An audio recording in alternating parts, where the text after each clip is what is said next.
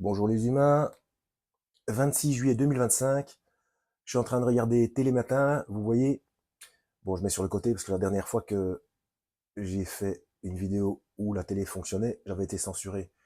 Bref, bon là c'est la météo, c'est pas trop grave. Je sais pas ce qu'il y avait eu comme problème de droit d'auteur, je comprends pas.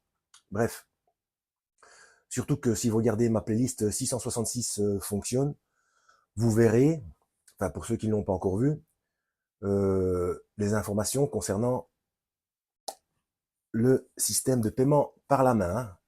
Et ça, c'était sur RMC.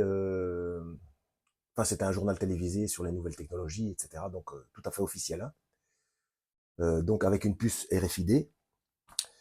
Et je rappelle, pour ceux qui ne le savent pas, si vous êtes nouveau sur la chaîne, bienvenue. Donc, je réinforme par rapport à ça. Si vous habitez en région parisienne, allez voir, vous pouvez vérifier vous-même sur l'île de la Jatte. C'est une petite île sur la Seine qui se trouve entre Courbevoie et Neuilly. Et le pharmacien vous fait une procédure et vous pouvez payer avec la main et a même pas besoin d'injection de puce RFID, hein. Enfin bref, je fais cette vidéo parce que je regarde les infos et c'est la guerre entre le Cambodge et la Thaïlande. Alors, je mettrai cette vidéo dans la playlist Perversion des codes de Dieu, playlist que je mettrai en description de cette vidéo. Allez la voir, je parle de tout un tas de codes qui ont été pervertis, que ce soit au niveau des nombres, des couleurs ou du langage. Et ou du langage. Eh bien, donc c'est la guerre entre la Thaïlande et le Cambodge. Pourtant, ce sont des pays qui sont essentiellement bouddhistes, donc pacifistes. Et devinez quel est le nombre de morts qu'ils ont annoncé là, ce matin, directement. 33. Voilà, comme par hasard, 33. Donc, je rappelle, allez voir ma playlist Perversion des codes de Dieu. Qu'est-ce que je voulais dire encore? Oui, c'est ça. En fait, aucune religion n'obéit à Dieu. Si vous êtes quelqu'un qui ne lit pas la Bible, forcément, vous allez croire, et quelque part vous avez raison, que les religions sont un prétexte pour se faire la guerre et des gens tuent au nom de Dieu, etc. Oui, parce que, pour ceux qui ne me connaissent pas, moi je suis en anti-religion. J'accuse les religions de fabriquer de l'athéisme. Parce que quand on lit la Bible, eh bien, on se rend compte qu'aucune religion n'obéit à Dieu. Que ce soit dans les 10 commandements, tu ne tueras pas ou tu ne commettras pas de meurtre, selon la traduction à laquelle vous avez accès, que ce soit aimez-vous les uns les autres et tout un tas d'enseignements que le Christ donne dans Matthieu chapitre 5 et 6, notamment, mais pas que. Bref, aucune religion, même les religions chrétiennes, n'obéissent à Dieu. Donc, de là, la phrase du Seigneur, sortez du milieu d'elle, mon peuple, eh bien, pour moi, il parlait des religions, tout simplement. Il faut revenir à son enseignement, tout simplement. Donc, que ce soit bon, les religions chrétiennes, et c'est pour ça qu'il y a tant de gens qui se sont tournés vers notamment vers l'islam, parce que l'islam, c'est un mouvement de révolte contre l'injustice, quelque part, mais il n'obéit pas à Dieu non plus, hein. Attention, ne me faites pas dire ce que je n'ai pas dit. D'ailleurs, allez voir mes playlists. Vous avez des religions et les religions n'obéissent pas à Dieu. Comment? Oui, les croisades d'abord, ensuite les colonisations. Ces gens ont obéi soit à un pape, soit à un quelconque politique. Tout ça, c'est de la désobéissance à Dieu. Voilà, tout simplement. Et donc, au niveau de l'islam, c'est pareil. Quand on regarde les 10 commandements et l'enseignement du Christ, donc je rappelle, pour les musulmans qui me regardent, vous le reconnaissez comme Messie. Mais, et même dans la sourate An-Nisa, c'est la 4e, verset 171 ou 171, il est bien désigné comme Kalimet Allah, donc parole de Dieu. Mais il ne donne pardon, aucun enseignement dans le Coran. Donc il faut aller voir où il donne son enseignement. Et il donne où son enseignement? Eh bien, dans les évangiles et dans la Bible en général. Parce que, bon, là, c'est peut-être un petit peu trop lourd, parce que même dans l'Ancien Testament, mais bon, ça, c'est un peu trop lourd à expliquer, et ce n'est pas vraiment le sujet de la vidéo. Euh, donc, j'ai parlé de la guerre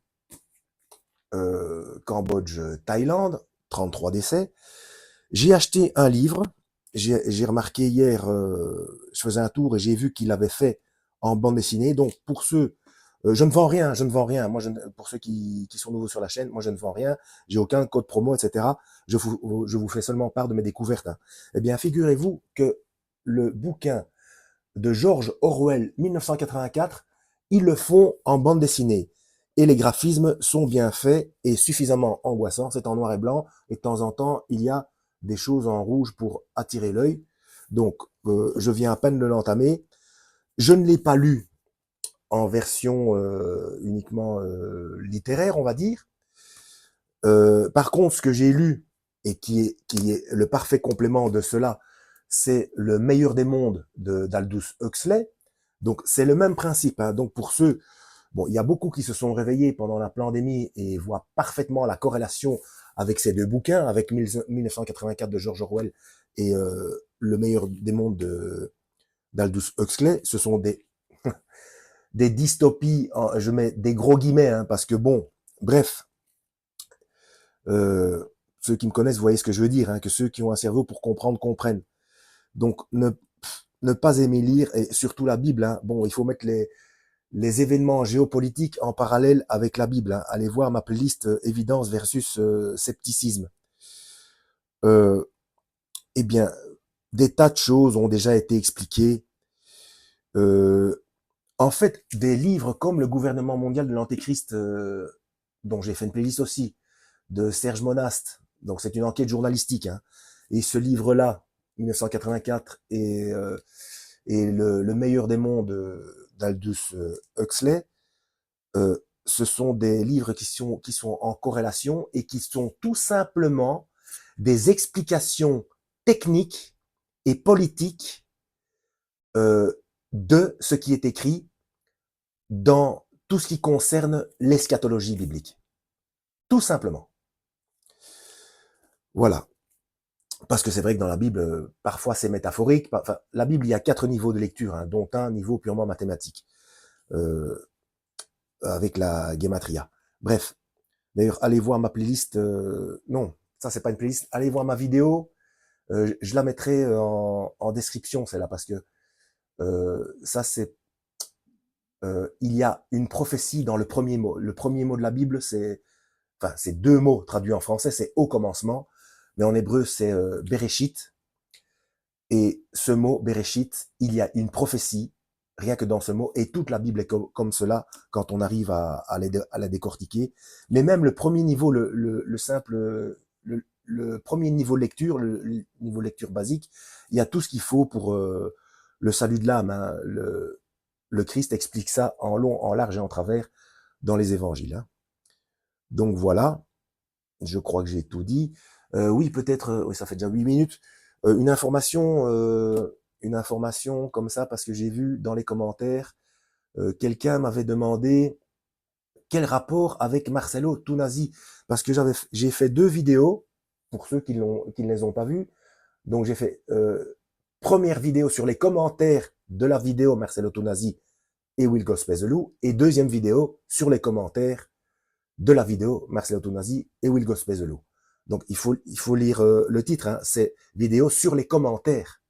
C'est pour que les gens puissent se référer aux commentaires de la vidéo Will Gospezelu et Marcelo Tunasi. Parce que je réponds aux commentaires de cette vidéo, donc je ne parle pas forcément de Marcelo Tunasi dans les vidéos, des commentaires. C'est pour ça que il peut y avoir ce quiproquo. Voilà, je m'en excuse, mais je savais pas trop comment intituler les vidéos. Moi, j'ai mis ce titre-là pour que les gens puissent comprendre que je réponds aux commentaires de la vidéo Will Gospezelu et Marcelo Tunasi. Enfin, de la vidéo que j'avais faite sur ces 2 personnes. Alors, il y avait donc une petite info comme ça en passant. Dans ces commentaires, justement, de la vidéo Marcelo Tunasi et Will Gospezelu, il y avait quelqu'un qui m'avait posé la question, qu'est-ce que la Shekinah, qui était catastrophé. Oui, j'ai appelé mon chat Shekinah, du coup, c'est grave. Bon, attention, il faut pas devenir... il faut pas être traumatisé par ce genre de choses. C'est pas parce que vous avez appelé votre chat d'un nom. Bon, évidemment, si vous commencez à appeler Lucifer ou ça commence à être exagéré. Mais Shekinah, bon, quand on n'a pas fait quelque chose exprès, on n'est pas fautif devant Dieu. Hein. Est-ce que c'est important de changer le nom du chat ou pas? Franchement, moi, pour moi, il y a pas mort d'homme. Hein. Le pauvre chat, il n'en peut rien de s'appeler Shekina. Hein. Donc, il faut simplement savoir ce que ça veut dire. Et c'est peut-être une bonne occasion quand des gens viennent vous visiter et demandent, tiens, pourquoi ce chat s'appelle comme ça? Et comme ça, vous pouvez les informer et du coup alerter sur les problèmes de la Shekinah. Vous voyez ce que je veux dire? Mais avoir appelé son chat Shekinah, je ne pense pas que le créateur en tienne rigueur. Hein. Faut pas exagérer quand même. Bon, voilà. Et pour vous tranquilliser, bon, quand on se rend compte qu'il y a certaines choses qui se passent et des corrélations dans l'eschatologie, hein, donc je rappelle que l'eschatologie, c'est l'explication des événements concernant la fin des temps. Donc on peut commencer à avoir peur, etc. Ben, ce qui rassure, déjà on connaît la fin de l'histoire. On connaît la fin de l'histoire. Il faut appartenir à Christ tout simplement. Et comment faire pour appartenir à Christ? Déjà, il ne faut pas suivre une religion. Il ne faut pas écourir un pasteur, un curé, un imam, un rabbin, etc. Enfin, aucune religion. Il faut lire la parole soi-même. Il faut lire et commencer par les évangiles. Moi, ce que je préconise, c'est de commencer par l'évangile de Jean, tout simplement. Et un chapitre, selon la longueur des chapitres, c'est entre 30 secondes et 3 minutes. Franchement. Et quand on lit les instructions de Christ, la parole de Dieu, eh bien, on se rend compte qu'il n'y a aucune religion qui n'obéit à Dieu. Si vous allez à la messe ou quoi, ok, à un moment donné, vous allez dans le curé ou le pasteur raconter des trucs, il y a quelque chose qui colle pas. Et des gens qui restent endoctrinés, etc., c'est soit qu'ils ne comprennent pas ce qu'ils lisent, ou bien souvent, ils ne lisent pas du tout. Ils écoutent un humain. Voilà. Donc, moi, c'est pareil, ne me croyez pas sur parole, lisez vous-même. Voilà. En espérant avoir été utile, à la prochaine, et que Yahweh vous guide. Donc, je rappelle, en description, je mets perversion des codes de Dieu, 33 morts quand même, 33 morts pour le commencement de la guerre entre le Cambodge et la Thaïlande, des pacifistes, hein, des bouddhistes. Hein. Et donc, perversion des codes de Dieu en description, et je vais mettre aussi Apocalypse versus Révélation. Comme ça c'est à regarder absolument, comme ça vous aurez une idée de ce que contient la Bible. Dans Apocalypse versus Révélation, Apocalypse égale Révélation, vous aurez une petite idée des informations se trouvant dans la Bible. Parce que ça, ce n'est que le premier mot. Hein. Ce n'est que Bereshit hein, que je montre. Voilà. À la prochaine. Lisez la Bible et que Yahweh vous guide.